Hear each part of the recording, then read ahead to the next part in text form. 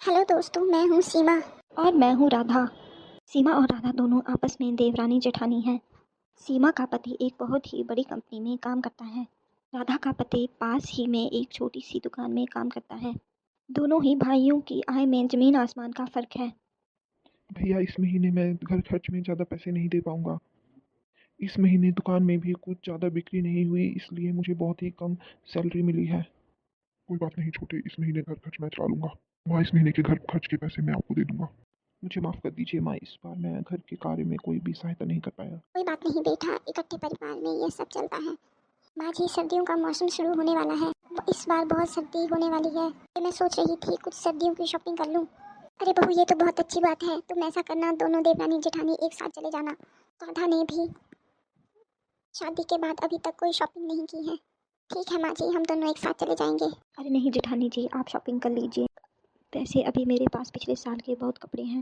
राधा, तुम कभी भी मेरे साथ शॉपिंग पे नहीं गई। इसी बहाने हम दोनों एक साथ घूम भी लेंगे। राधा के पति की आय बहुत कम थी और सीमा बहुत ही बड़े बड़े मॉल में शॉपिंग करने जाती थी, इसलिए वह राधा के साथ शॉपिंग के लिए नहीं जाना चाहती थी। अरे बहू, मैं पैसे दे दूंगी, तुम दोनों जाके शॉपिंग कर लो। आपको याद है ना, कल मुझे शॉपिंग पे जाना है।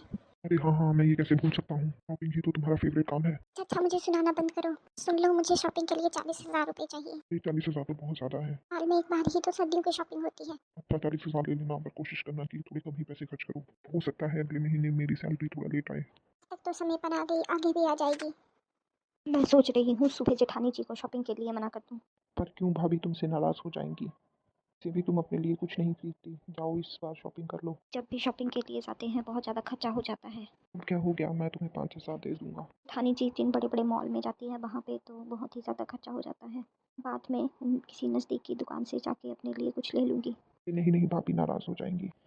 तुम भी कभी कभी अच्छी शॉपिंग कर लिया करो। अगले दिन दोनों देवरानी जेठानी शॉपिंग पे जाने के लिए तैयार हो जाती हैं। अच्छा है राधा, तुम भी आज पहली बार मेरे साथ शॉपिंग पे जा रही हो। देखना मैं तुम्हें कितनी अच्छी शॉपिंग कराऊंगी। पर तुमने ये कौन सा पुराने स्टाइल का पर्स लिया हुआ है?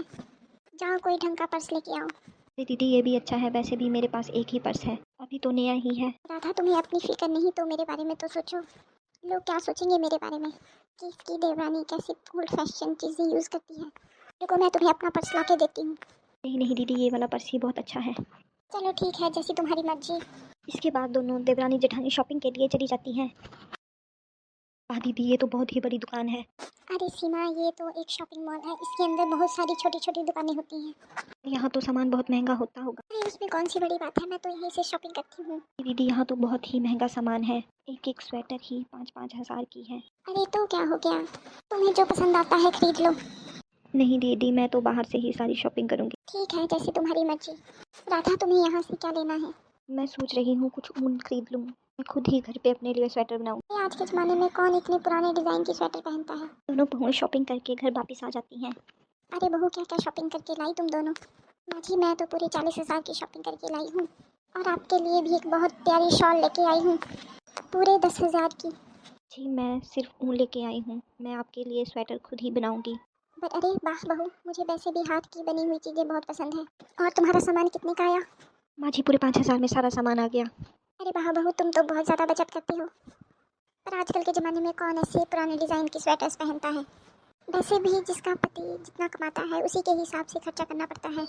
अरे सीमा बहू, मैं तो बस राधा बहू की तारीफ कर रही थी। तुम भी कोई कम गुणवान तो नहीं हो, तुम भी इतनी अच्छी हो हर एक काम। माँ, तुम तो कह रही थी कि तुम 40,000 की शॉपिंग कर रही हो, पर ये तो 60,000 का बिल है। तो क्या हो गया, कभी कभार शॉपिंग करते हैं तो इतना बिल आ ही जाता है। तुम्हें पता है ना अगले महीने की सैलरी का।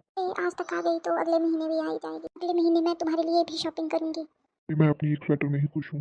सीमा, इससे अच्छा तो तुम अपने लिए एक स्वेटर ही ले आती। इतना समय लगेगा इतना काम करने में। ये तो क्या हो गया, जितने में एक स्वेटर आती उतने में तो मैं हम सब के लिए एक एक स्वेटर बना दूंगी। चलो ठीक है। देखो, मैंने आपके लिए गर्म मोजे भी बना दिए हैं। अरे वाह, तुम तो बहुत ही गुणवान हो।